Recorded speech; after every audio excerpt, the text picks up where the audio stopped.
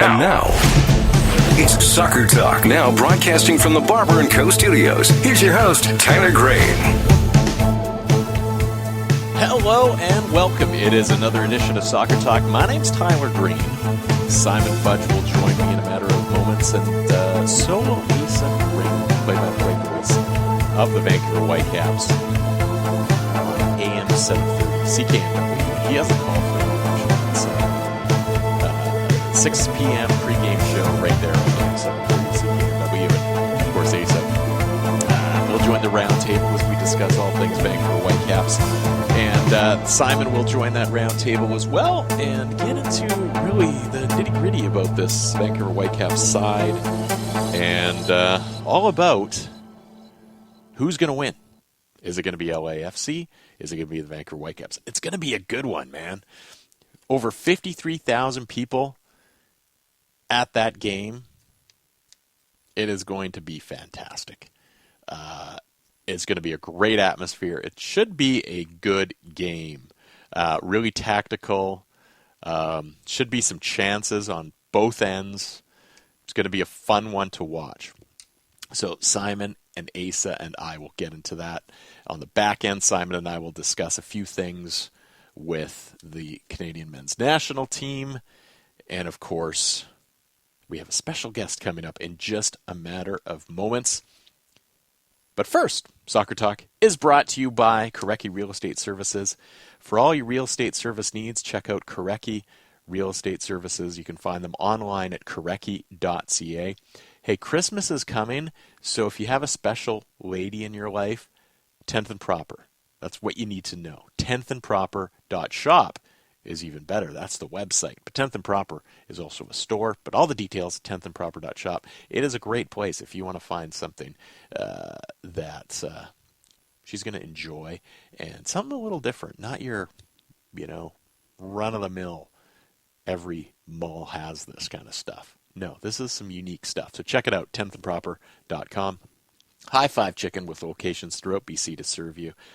Tri-City Plumbing and Heating, and of course our good friend Darren over at Sleeman Brewing. All right, you may know him as a former Vancouver Whitecap. You may know him as a member of the Korean national team, South Korea national team.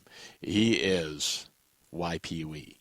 He is going to join us here on the program. And, I had the chance to get YP Lee a YP Lee jersey, a Whitecaps jersey, and he was kind enough to sign it for me when he played here. And we had to submit some questions for the Vancouver Whitecaps.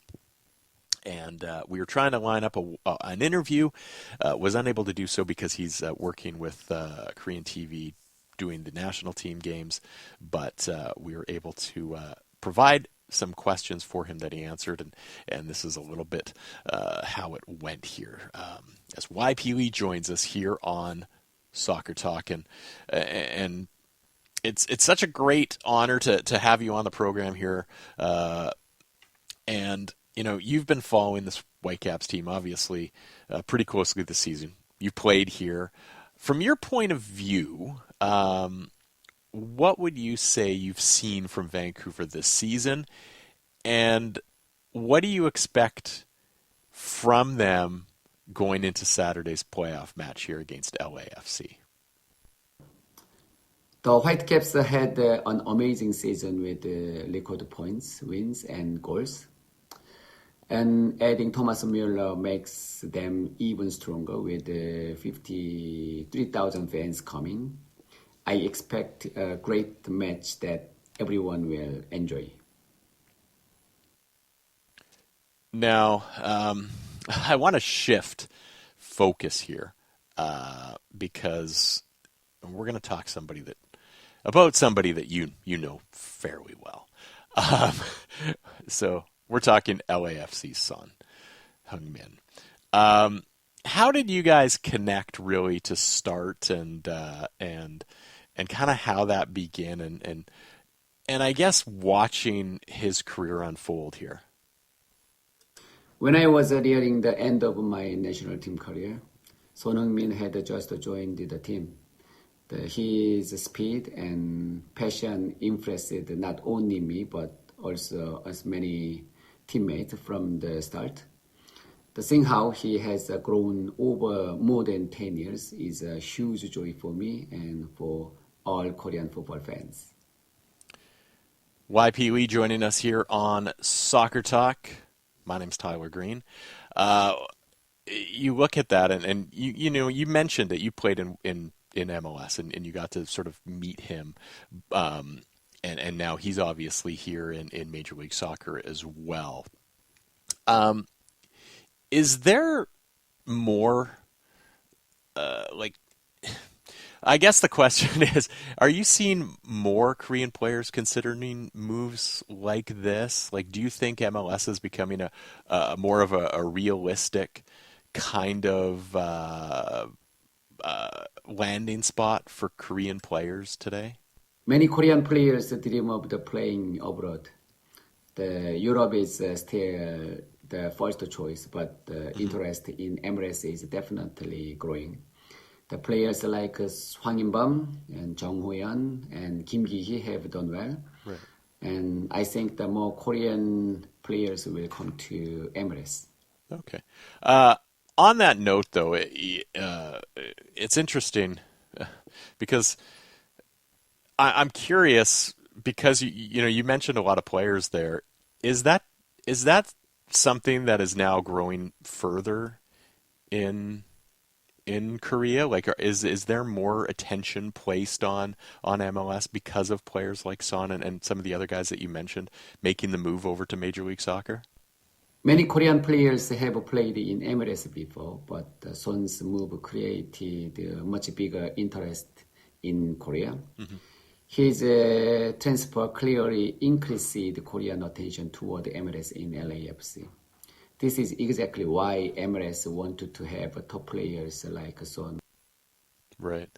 It's true. Top players are going to definitely get you that interest there. All right, let's swing it back here and go back to the Whitecaps here for a moment because it is a big match, and he is a dynamic player. There is no doubt about it, and the Whitecaps have to deal with that type of thing, right? It's a guy that they are going to have to battle against and try to keep off the score sheet, right? Like he is a guy that is the guy that is going to be an issue for the Vancouver Whitecaps to battle against. So, they have to deal with him. So in your mind, what does Vancouver need to do to keep him off the score sheet here and limit his impact in this one? Son is clearly the biggest threat in this weekend match. He has a great speed, excellent off-the-ball movement, and strong finishing. The Whitecaps must watch his runs into the space behind the defense and avoid giving him shooting chances near the box.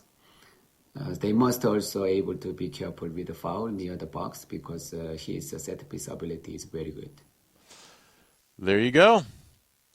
YP Lee joining us on the program. A little pseudo-interview, as you would call it. Had the chance to provide a bunch of questions to give to the Whitecaps to have YP Lee answer those for us here on Soccer Talk. And it should be a good one because the Vancouver Whitecaps and LAFC, I think this is a match that a lot of people were hoping would be the game that decides who goes into the MLS Cup. It's a great build-up. Hopefully, it's not a letdown, as they say. It's getting so much hype that you just hope that there is not that letdown there for this game. But it should be a good one, and we're here to talk about it on Soccer Talk. All right, let's bring this round table together. We're joined by, as always, my co-host Simon Fudge, and as well Asa Rehman, the play-by-play voice of the Vancouver Whitecaps on CKNW AM 730. You can hear that game live on AM 730 on Saturday. Pre-game show at 6 p.m., and it is going to be a good one. And Guys, let's start, because really this game, and I think a lot of what everyone's talking about is just the star power in this game. On one side, you've got Thomas Muller, right, who's come into this city, made it his own, has connected so well with everybody, and then on the other side, you have this, this Korean player who is a Premier League player that has come over and really has picked up and has played fantastic. But you look at some of the other talent that LAFC has, and it's really about a lot of star signing impacts and that attacking dynamics. You look at Thomas Muller, and he's, his arrival, it's been, I would say, a little bit transformative, and he's really been a major part of what's making this Vancouver Whitecaps team special here in the second half, particular of the season. And then you look at LAFC, and with Son and Bouanga, they're just so potent in attack with those guys. They just combine. They can really stretch teams, and that's going to be, I think, a big concern for the Whitecaps. Just star impact-wise, how are you looking at this? Who has this battle won, before the ball's even kicked off? Let's start with our guest, Asa. Yeah, if you look at the stars, I think that Son's the younger, more dynamic player, and it's been the partnership between Son and Bouanga that's kind of set the league on fire. It's been so fun and entertaining to watch if you're a neutral. For the Vancouver Whitecaps, it is more of a team approach, and I think that's what will be the difference in this game, is that it isn't singularly focused on even Thomas Muller. It is very much about the team and the way that they defend as a group, the way they attack as a group as well. So I expect players to, like Emmanuel Sabi, potentially, to have a huge impact in this game, to be a difference maker. And that's why, I'd give the edge to the Vancouver Whitecaps, not because of the star power, but because of the way they play as a team. And that's probably the best way to combat what LAFC has in their attack as well. Yeah, I think it's funny, Asa, I think hit all the points that Muller has done more to integrate himself into what has been a very good team, and a team that has performed and done well things, I think, collectively as a team all season in the Whitecaps. LA seems to have a real dependency on having Son and Bouanga be the players that drive that bus of theirs. And if they don't go, then they kind of struggle. There are some other good players within that LAFC side, but it's a huge dependency on their part to have those two be the difference makers. And I agree. I think looking at someone like Emmanuel Sabi is, I think, an important thing to take in play. This guy has been playing really well for the Whitecaps here of late, and I just think he's due for a bit of a breakout game where he gets himself more on the score sheet mood with goals or even assists. And so I think that's worth keeping in mind here as we get ready for Saturday. I think it's easier said than done, though. I think that's what makes LAFC so dangerous. The fact that, yes, it is primarily a two-pronged approach in Bouanga and Son, but they are the best in the league at what they do, which is why you may know what's coming, but it doesn't mean you're going to stop it. And that's the thing to watch here for the Vancouver Whitecaps. I give them the edge because of the way that they are defensively and the discipline that they have. But it's one thing to feel like you've got the plan in place. It's another thing to execute and actually stop these two, because they'll get their chances. And it's going to be a lot for the Whitecaps to handle, obviously, when you have Son and Bouanga running at you at pace. You mentioned that and sort of that defense and what the Whitecaps are going to do, but with just the pace that LAFC has up top, right? And I think a guy like Kubas and Berhalter did a fantastic job when you look at what they did against FC Dallas, and that's something they're really going to have to try to do again and take over that midfield. But now, Blackman probably looks like he's coming back into the lineup here as a starter on the weekend, back in that center back position. But he, how's that being off now for a number of weeks / months? Is he going to be handling that pressure, right? You've got, where's Laborda going to play? Or is Tate Johnson going to be the guy that gets in there? How's he going to manage against these guys, right? So I think there's still a lot of questions on that back line. As much as they've played really, really well all season long, as much as it pains me to say this, I just feel like they've played so well. And I don't want it to happen in this game, and I really don't want to happen in any games, but I feel like there's that possibility of that letdown from the Whitecaps defense at some point, and this might be the time that it breaks, with given what Son and Bouanga have been able to do of late and how many goals they have been able to tally.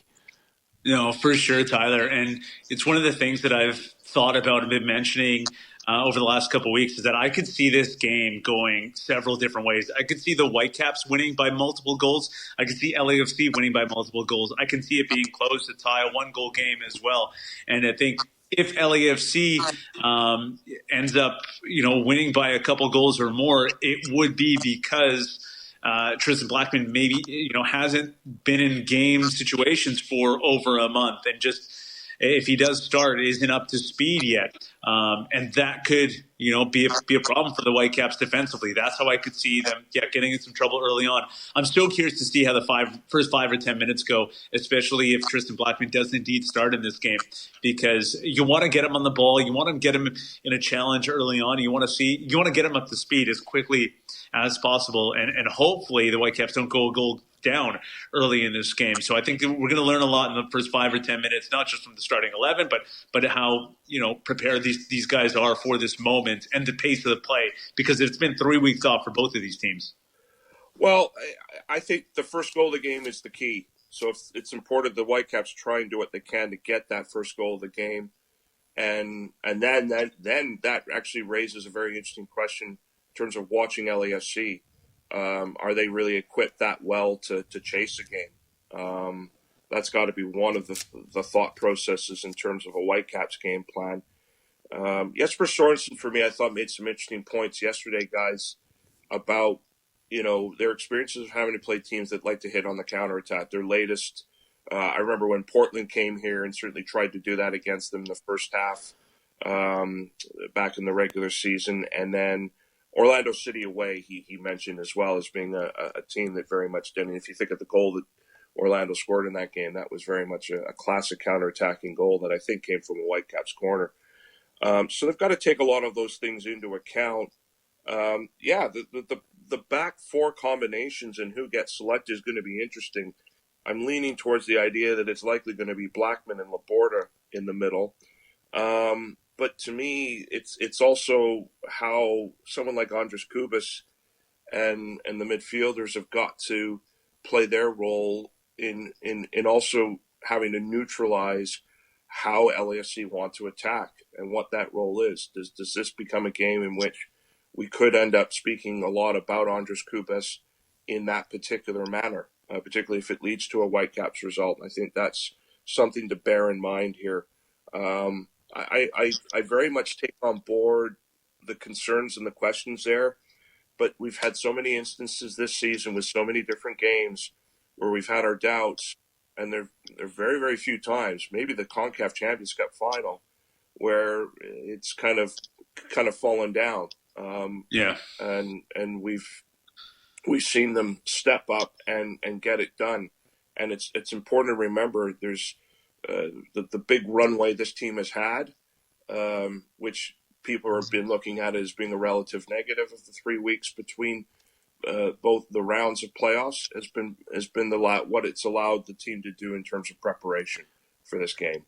And I think as long as they put in enough preparation, they are facing a very dangerous team to contain, but they can be prepared enough to know how to contain it and ultimately try and neutralize it. Yeah, but you can look at the opposite way. LAFC has the same thing, that they can look, preparation, both teams have that 3 weeks. Well, So let me say that I'll come back to what Jesper said yesterday, which I think was actually a good, the point that can be overlooked, but I think it's a good one. He did say LAFC have to handle them. And I'll tell you what, that'll be quite interesting to see. I think there's a lot of dynamism to the way the Whitecaps attack, particularly when they want to get players like Ocampo forward from the wide flank areas, the various different runs that can make. I mean, it'd be interesting. I mean, the other big thing is Brian White up front, and if he's going to start, and all of that kind of different movement that the Caps can have, moving the ball and also just movement off the ball when they're sort of in the attacking third, how that could be, how that's going to move and stretch LAFC defensively. I think that's something to watch out for as well. And I thought that was an interesting comment from Jesper Sorensen, because it gives me a sense that he feels pretty confident that they can get at this team from an attacking point of view. yeah, I don't see them not being able to get at this team. But what you're saying is that what you did say was that they had 3 weeks to prepare for this, and preparation is key. Well, LAFC also has 3 weeks for this, and they can prepare. And you look at LAFC, and Steve Cherundolo is like, he's been looking at this team, and they've been switching formations. They've changed tactically in game. There's a lot of different tactical moves that he's made within games, from game to game. So they are not, necessarily set at one sort of thing happening. So they do have that ability to switch gears on a dime for me to look at. So I think there's a lot of prep that both teams can do. So just saying that the Whitecaps have 3 weeks to prepare, and that means they're going to have the advantage. You could argue the complete opposite point, that, well, LAFC has 3 weeks to prepare and they have the advantage, right? So for that, I don't. I'd say advantage. I don't see that. I'd say advantage Whitecaps, Tyler. Though, if we're looking at the preparation and what the two teams have done with these opportunities, you look at the two sort of blowout big games for the Vancouver Whitecaps. The loss in the CONCACAF Champions Cup final was off of a short turnaround, a tight turnaround where there was less preparation. The 7-0 win for the Vancouver Whitecaps against Philadelphia at home was after a long break between games, so extra time there. So I think that I would give the edge to Jesper Sorensen for what I've seen from him so far this season. When he's given a little bit more time to really dial it in and figure out the game plan and come up with something unique tactically, he's usually delivered. He's also really good against teams that he's seen before as well. And I know this is going to be a different opponent with Son in the equation, but he's handled LAFC well so far this season. So with the extra time and the potential in-game adjustments, I'd give the advantage to the Coach of the Year nominee, at least, in Jesper Sorensen. It is Soccer Talk. Tyler Green, Asa Rehman, and Simon Fudge all here joining you to talk LAFC visiting the Vancouver Whitecaps. That game Saturday night. And, there's kind of two, I guess, narratives in this, right? There's LAFC. They've been to Western semis in a number of seasons straight, right? And now you look at Vancouver, and it's been record-setting, whether it's been points, goal differential. There's different contrasts there. And so just looking at those type of narratives, not necessarily the whole picture of going, player by player and this and that, but if, based on experience versus narrative, like, who's winning out on that? Is it Vancouver's finally the breakthrough moment? Is LAFC's experience going to win out on that? What do you think has that advantage? Sort of that everything's working this year for the Whitecaps and they're getting that, or is it that experience that LAFC brings?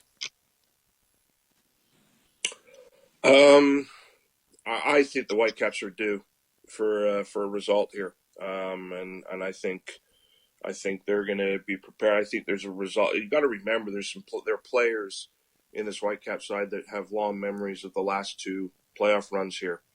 And so I think there's going to be a resolve in them to to get that, to put the impetus on and drive it. And it's going to be a matter of LAFC having to match that. Let's not underestimate that there's 53,000 people going to be in the stadium. For as passionate as it is for home games at BMO Stadium in LA, with the roof closed and that many people in BC Place, I think it's a different kind of level of atmosphere if we go back to what we remember earlier in the year with Miami here, and what that sounded like. And of course, one of the great things that we get to look forward to is Saturday is it's yet another hors d'oeuvre to what the atmosphere of the stadium is going to be like come World Cup time next summer. But to me, I think there's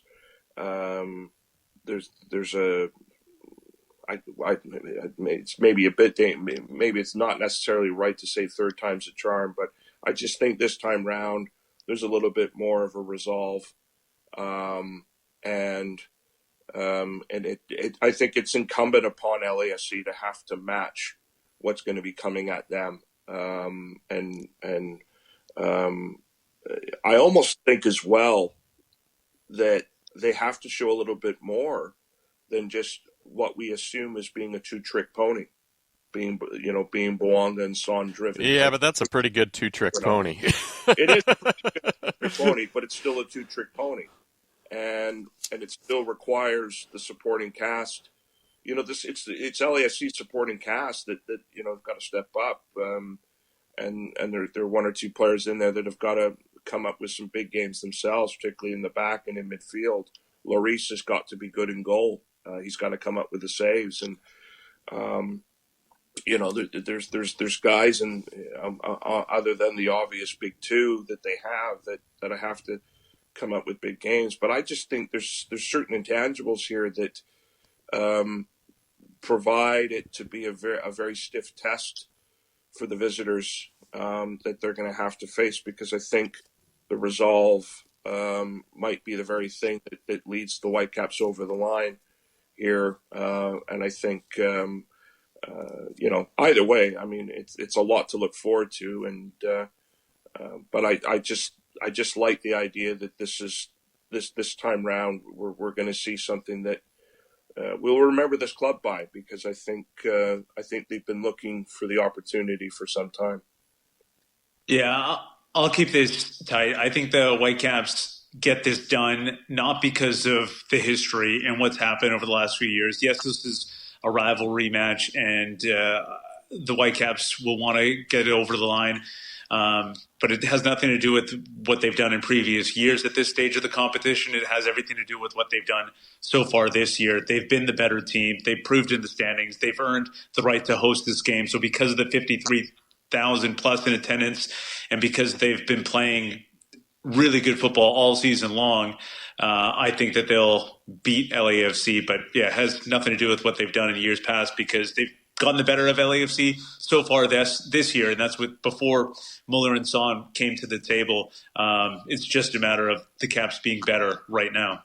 Yeah, can I just add on that? I think too much, especially in terms of the line of questioning, even yesterday from media, was a lot gets put on this emphasis of the past two seasons as well, and it kind of is like, well, but this matchup isn't about that. It's about, as you say, I think it's about the here and now. And I think it's more to focus on. I think it's more to focus on that, and keep bringing up what happened 2 seasons ago and last season, because in my opinion, those were totally different things. You look at Simon. You had mentioned that you thought the first goal was going to be so key in this matchup, but when you look at some of the stats, the Whitecaps just their most productive time is that final 15s of each half. Interestingly enough, LAFC also score heavily in those same windows. So, as much as you look at maybe that first goal is the key, this might be the last 15-minute battle, might be the decisive winner here for this one. So this might be stay in your seats until that final whistle for the team that advances. Yeah, I agree. I think that those moments, though, right? And I think that the first 5 or 10 minutes, and the point that I was making earlier, is not necessarily that the Whitecaps need to score first or get the first goal or score in the first 5 or 10 minutes. I'm curious to see what happens for the Vancouver Whitecaps in the first 5 or 10 minutes, how settled they are in this game, in this environment, in this occasion. But I do think that this is a match where the first goal doesn't necessarily mean they'll win the game. I do think it's going to be decided, like you said, in the final 10 to 15 minutes of each half. And to that point, I think that that's where the Caps would have the edge late in the game in the second half. I'm assuming Ryan Gaul is going to be on the bench once again. He's going to be that difference maker in the second half, potentially the last 20 minutes of this game. So that's where I think the Whitecaps have the edge. Son and Blanc are human. They would eventually tire or slow down potentially as well. The Caps, I think, have the deeper bench, better options off the bench, and that's where they will win this game in the second half with those changes in the second half and late in this game. The funny thing for me is that I think another thing to keep in mind is if we have an early goal either way, what that potentially does to opening up the game. And then we end up having a fairly high-scoring game that could be 3 goals or more, because early goals have a classic ability of setting tones in games. So if, say, that goal comes early, doesn't matter who it is, but comes early. So let's say even I'll say the first 15 minutes, then we could have. It could open up. It's the kind, they're two teams that have the ability to really get into a bit of a shootout with each other if it leads that way. The other opposite end of it is it ends up being incredibly tight, and then it leads, as you say, to the real business, the real sort of last 15 minutes of the game, and how that's ultimately decided, and it may come down to that. I just have a tough time seeing that it's going to be won by the single odd goal. I think if anybody took that, they'd probably have longer odds as a score bet to take. I just think we've got a game here where there's going to be a lot of energy in the building, and I think there will be a relatively early goal. I think the Whitecaps would score it, but then let's say if that does happen, does that then lead to the fact that we're going to see a number of goals in the game? It is Soccer Talk. Tyler Green, Simon Fudge, and of course our guest Asa Rehman from the CKNW AM 730 Whitecaps game. He calls the games on AM 730. You can listen to the game on Saturday at 6:30 is the pregame show, and him and Colin have the call. Colin, of course, still ecstatic that Scotland have qualified for the World Cup. But final couple things from me here, guys. When we look at some of the key factors here for each team, we'll start with LAFC. I think there's an opportunity for LAFC. One of the advantages that they might have is that pace and movement in that front line. I think if they have the ability to isolate Vancouver center backs, especially when you have somebody like Blackman, how is that knee going to react? I think that could be a very telling sign here early and might have that path for them to win this game. For Vancouver, I look at the opposite in terms of, how can Akubis, can Berhalter, can Mueller really dictate that midfield, that rhythm, avoid getting stretched, avoid feeling like, they're just giving transitions back to LA. And so for me, if they can slow that game down and really pick and choose where those balls are going and really keep possession, support the transition, I think that's going to be huge to result in a Whitecaps win. Where are some keys that you think would be the biggest ones for you coming into this one, Asa? It's going to be the forward play for me. We talked about Brian White briefly, but the Whitecaps haven't seen Brian White in a little while, dealing with that hamstring injury. seeing him going at, like, providing that high press, first of all, putting the defenders under duress, I think is going to be pivotal in this game, and then him finishing as well. I think that it's gonna come down to what he can do on the pitch in that number 9 role, and if he can go as well. Hopefully, he doesn't re-aggravate that injury, and he I think will be the difference maker in this game, because Thomas Muller's going to do what Thomas Muller does. He's going to find space. Ali Ahmed's going to be effective, and you're going to have Emmanuel Sabi as well. The 4-prong attack, that front 4 is going to be very dangerous, and I think too much for LAFC to handle if Brian White is going and able to play at least 60 minutes in this game. And I think that they'll be able to hopefully get the first goal if you're a Whitecaps fan, and then add to it as well. If we're doing predictions, I think I'm leaning towards the Whitecaps coming up with a big win in front of the home fans and just kind of putting in cruise control throughout the second half. And I could see them going on for let's go with a 4-0 win. Let's be wow. extra adventurous and say this game just opens right up, and they make it really uncomfortable for LAFC. I'll take a Whitecaps win as well, but I think the thing for me to watch is how they play defensively, and what they do. Let's say if it is indeed, I'll say maybe a 2-0, or I'll take 3-0 Whitecaps. The work they've got to do to get a clean sheet, and I look at the holding midfield areas, and I look at Kubas in particular, and what he will be required to do defensively. To support the back 4 and help nullify this LAFC being able to hurt the team on the counter. I think that's another aspect of the game. Again, I think, as Asa said, if everything is clicking attack-wise, like from the wide areas into the middle, and you've got White starting, how much trouble he can cause. I think all of those come into play, but I think the one I'm looking at is Kubas and his influence in getting the result. I look at it and I see, Vancouver with some they've had late game magic, right, all season. You've got Muller producing, you've got White producing that's coming back. There's just needing that one elite moment, and they've been able to do that, and they've got a great home influence here at home with 53,000 people, right? But then I look at LA and I see that playoff pedigree, and I know that teams change over the course of the years, but they've got that history. I think they've got a mismatch there.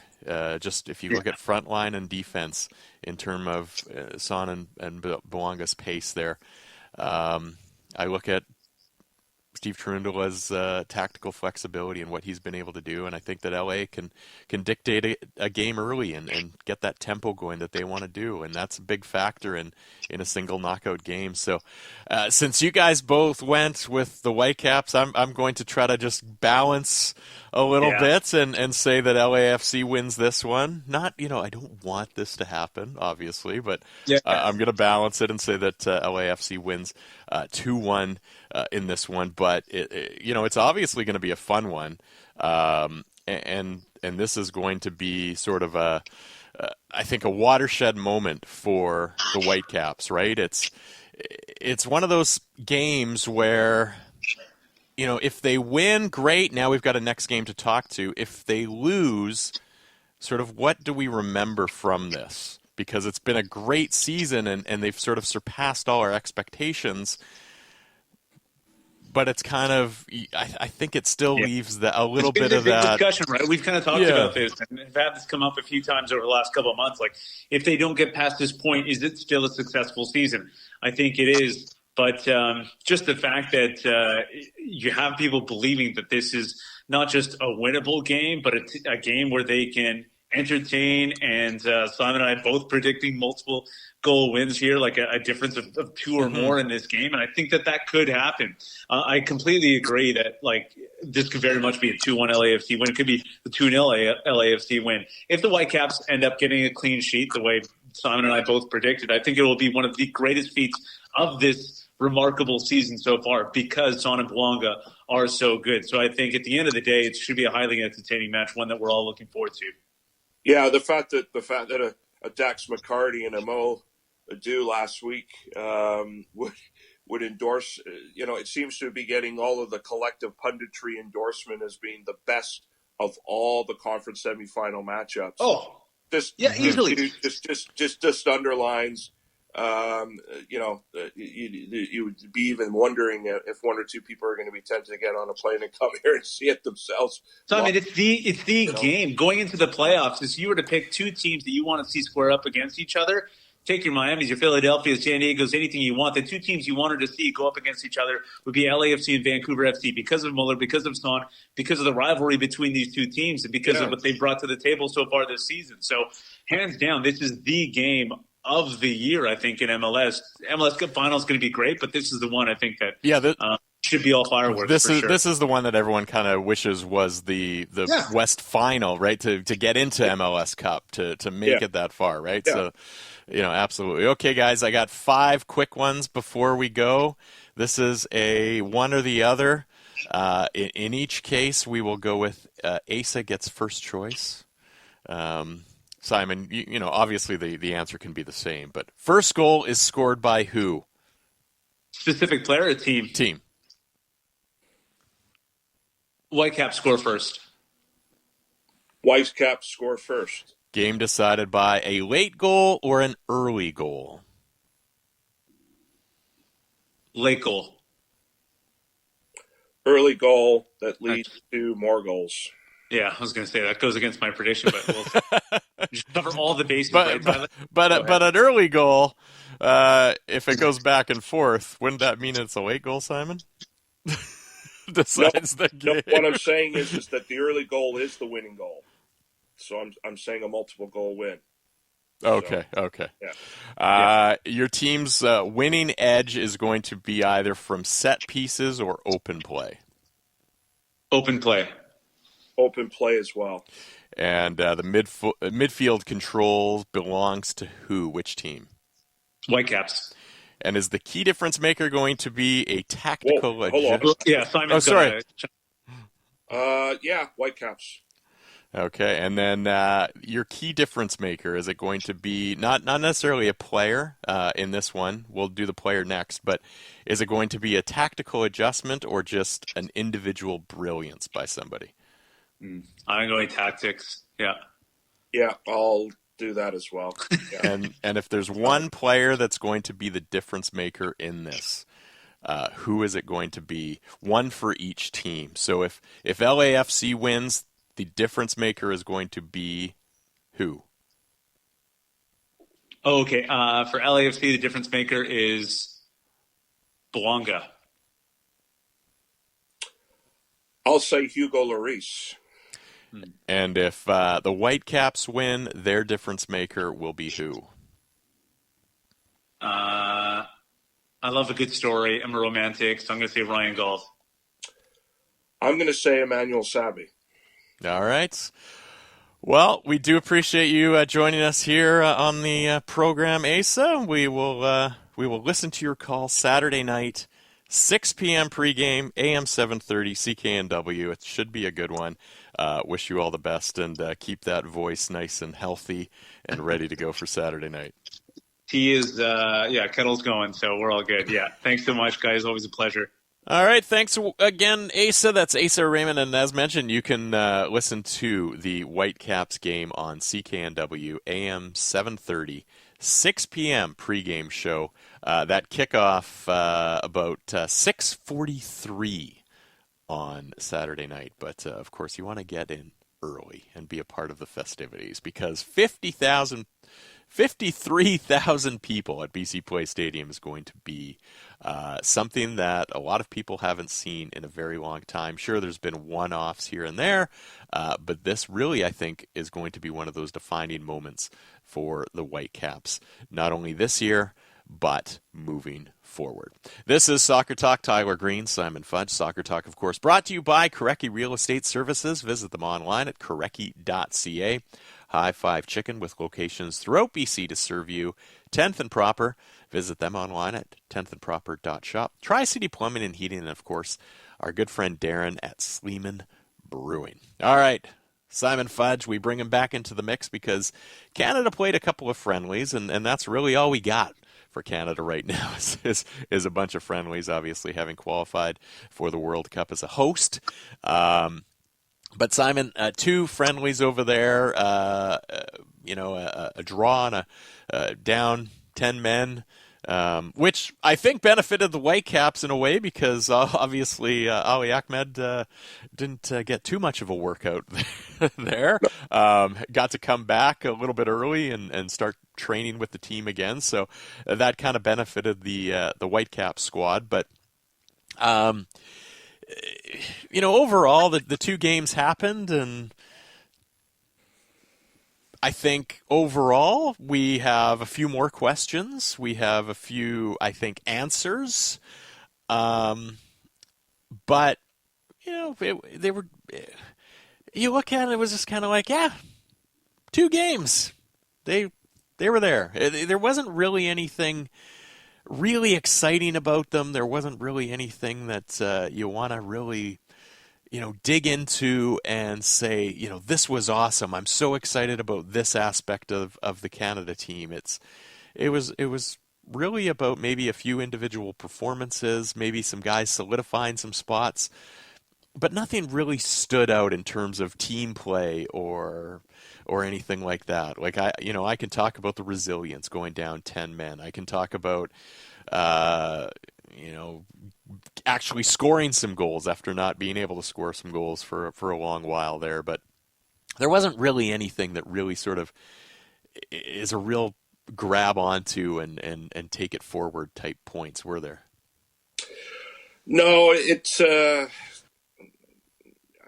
guess an argument could be made for the fact that, the kind of exercise Jesse Marsh probably wanted out of the 2 games, they didn't necessarily got. They ended up kind of getting a different kind of test of sorts, which is on one hand maybe valuable, but it wasn't a lot to write home about. But again, I think we did see abilities of this team being a very good one that is now ranked 27 in the FIFA World Rankings, which came out today off the back of this November window. But we still got more questions than answers. We still don't really have an idea of who the starting goalkeeper is going to be. Still don't really have an idea maybe with the defensive combinations. We have seen, however, an Alfie Jones come into this setup and look a very useful addition as an option.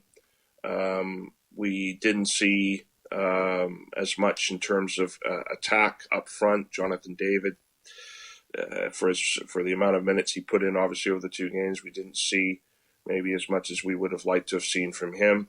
But then at the same time, we got some very good performances. Richie Larea, I thought, was very good in the 2 games. And I think has made himself be a very useful player. I think Nico Seeger has established himself, certainly deputizing for Alistair Johnson right back, but his versatility is going to be invaluable going forward. So we've come away with some things that I think are encouraging, and you're still coming away, I think, in a lot of ways feeling fairly good, and there's momentum moving along, but there's still questions, and of course players that are due to come back into this team that are going to give it a different dynamic. The only way I'm going to sum it up is I'm really looking forward to the 4 friendlies they're going to have in the new year, because I'm sure they're going to be far better than what we got to watch over the last few days. Yeah, and so you touched on a couple things. So one, Alfie Jones, right? Obviously he is going to be a guy that's on this team pending, that he's fit. If all things work out and everyone's fit, for me, it's Alfie Jones, it's Derek Cornelius, it's Moses Bombito all battling for that the 2 center back roles. And I look at that and I think, okay, like that's a battle that we get to watch, but it just highlights the fact that Alfie Jones comes in, and that just makes your depth that much better at that center back position, and something that they desperately need, because I think there is that drop off once you go to Waterman, who I thought had a very good game, and Kamal Miller as well. Nico Seeger for me is a guy that's on this team. He's a guy that has proven that he can play at this level. He's a guy that is a great backup to Alistair Johnson should he not be fit, but he'll be ready to go, and he can play multiple positions. So for me, he's locked himself onto this roster. It would astound me if he does not make this team. And then the other one is Richie, Laryea, right? It's such an interesting thing because he's kind of played that villain, the rat, if you want to look at a hockey term, somebody like Brad Marchand in the NHL, right? Like they're or Ken Klinsmann. Yeah, right. He CONCACAF'd a Venezuelan, right? Where the Venezuelan got the red card. LAFC player as well. Yeah, so right, like he's done all these different things, and he's played really well at left back as well, which obviously creates that debate of like, okay, well, if he's playing so well there, and you would like to see him on the field, or you want to have him on the field, well, now where does that open up a position for Alphonso Davies, who, arguably is the left back in the world, or was considered that, or one of the, before his injury. Well, do you put Alphonso Davies at left back, and then where does that leave, Richie? Or do you put him at left back, and does that free up Davies to go and play elsewhere? People are talking about maybe at left midfield. People are talking about, well, maybe he's the perfect strike partner for Jonathan David, or maybe he's another guy that plays into the middle, or whatever happens. But I think it's just interesting, and for me, those are some of the questions that have come out. Is now, where do these guys line up? Because the way that some guys are playing, it kind of makes it, and I think as a coach, as Jesse Marsh, this makes it a little more interesting and a little more difficult to choose, as you've got some hard answers, or hard questions to answer in terms of how to fit this all together when everyone's back and everyone's healthy. And I know we still have a lot of time before everyone gets healthy and everyone's back on the pitch playing and such, but it is interesting to have these type of things moving forward. It is. With Alphonso Davies, he's a left back at Bayern Munich. He will be, I think, for me, playing in front of Richie Laryea in the Canada setup, because that makes for a very dangerous sort of attack-minded kind of flank to have, with two guys that are prepared to get forward from their positions, in Laryea and Davies on that side. I think that becomes a big piece. It's been. I think it was definitely something that Marsh was trying beforehand, and I think he'd like to return to it, particularly if we can see Davies here in the next little while with Bayern Munich really get back up to speed with his play. And we should also think about the silver lining. You never want to think necessarily that a knee injury is as bad as he had some silver linings, but you think of the amount of soccer he could have played over the last few months that he missed, and how fresh of a player he's likely going to be if he gets back into the Bayern Munich starting 11 here in the next little while, and then coming into the March window, and then just how fresh he ends up being for the World Cup. Incredibly valuable. But you're right, there's all these different sort of things to think about. The striking combination is another one. Has Taniolo Ase done enough to this point? I'm not so sure. Do we need to be looking at Promise David a little bit more? So there's a lot of those different things that probably in those next 4 friendly games, particularly the 2 in March, Marsh himself can basically figure out what combinations should he maybe give a try and see it might work, as he sharpens his mindset towards what his starting 11 ultimately needs to look like come World Cup time. Yeah, and you mentioned where Davies could potentially play, and I think the other you mentioned it, you never want to see an injury, right, dictate something, but I think one little factor too is that without having Davies there, Laria has basically been the guy, and he's been given that opportunity to show what he can do, and he's shown, right? Or he has had that shine on him that has been, hey, it's your position right now, and he hasn't had to worry about, it's different than club football where it's like you're always looking over your shoulder at the backup and maybe he's going to take over, and here he's had a good long run of playing in that position and showing what he can do, and he's really kind of won the role over some of the other guys that have stepped in there, and I look at even a Sam Adekubi, who could have been a guy that has filled in there, but he got injured, and so he wasn't available, and so he's been the guy,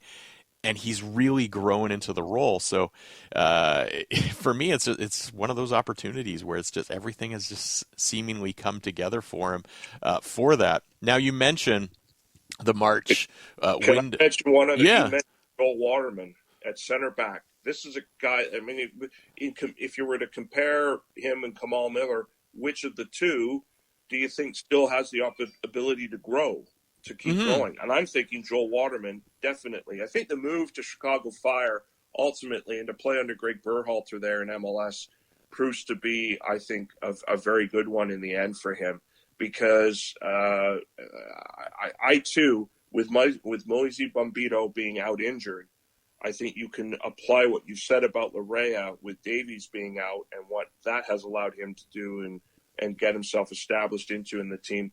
It's in some ways allowed for Joel Waterman to do the same. He's been able to get more minutes with Canada to show that he can be an option.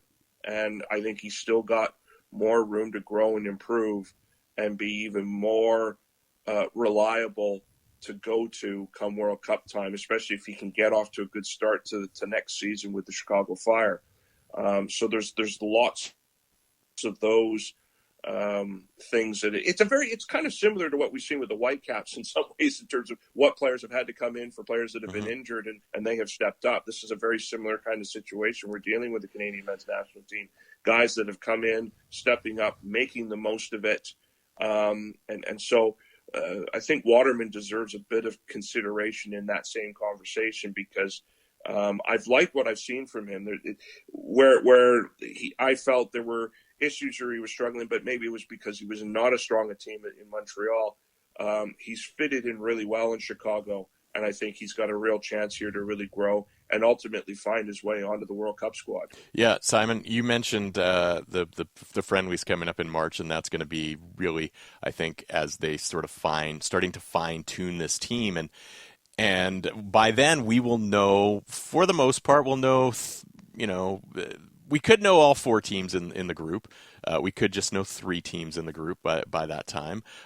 But there is that opportunity now to not necessarily play one of those teams, but if you, say, for example, get drawn into a group like Japan, and Japan is in your group, well, now you can go and look at a team and say, okay, this is how Japan plays. This is a team that we need to play in that friendly. So there is now some opportunity to sort of play some like-for-like teams coming up, and also an opportunity to maybe get games in Toronto and Vancouver again, because some of those teams might come over and say, hey, we want to play in BC Place or we want to play at BMO Field because we want to figure out that environment and those stadiums because that's going to be where one of our group games is, for example. Or the distance between where they're staying and the stadium, or where they're staying and where all the logistical aspects of it. All the logistical. Then that actually now becomes something that comes sharper into focus. It's the other aspect of the December 5th World Cup draw in many respects that's worth noting in that regard, Tyler, because you got to remember all the coaches and representatives of these teams are going to be in Washington, D.C., so they're going to be on the ground, and they're going to be able to literally talk to each other. So Jesse Marsch is going to be able to have those conversations with a lot of those coaches and teams, especially post-draw, about what they want to do. And I can very much see in terms of the March friendlies, we get a very quick idea, in a very short space of time,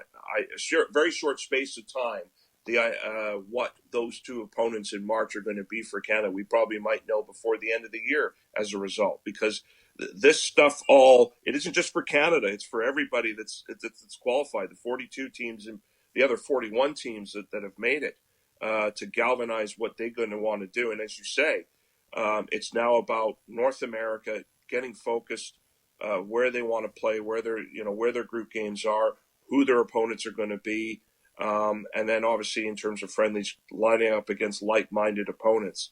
And it will come together quite quickly, I would say, at the beginning of next month. Yeah, and it's going to be interesting because you could, like you said, logistically, you could have a team that's like, okay, I play in we have group games in Vancouver and Seattle, so we want to play in those two cities.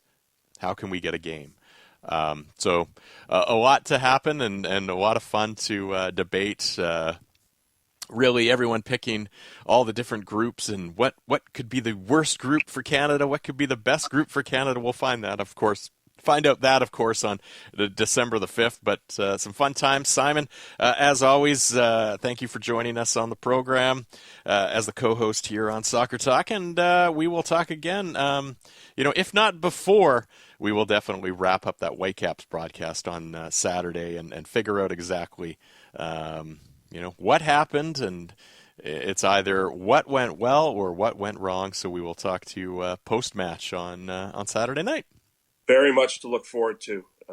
Great weekend coming up, and hopefully it will be one that we will remember for a very long time. And hopefully we remember in a positive light. That's right. Yes. All right, Simon, thank you once again, and we will talk to you again on the weekend. Yes, speak soon. As always, we thank Simon Fudge for joining us on the program, the co-host of Soccer Talk, presented by Korecki Real Estate Services, online at korecki.ca. And, of course, we want to thank Asa Rehman for joining us here on the program as well. You can listen to Asa on the Whitecaps broadcast, 7:30 a.m. CKNW, 6 p.m. is the pregame show. That does it for us here. It is going to be a good one. We might have a special show for you in the next day as well, leading up to the broadcast. We hope to have it soon. Should be fun. So keep your podcasting eyes on that and your ears on that. You can definitely download the podcast. Again, thank you for downloading the podcast and listening to the program. My name's Tyler Green. Until next time, see ya!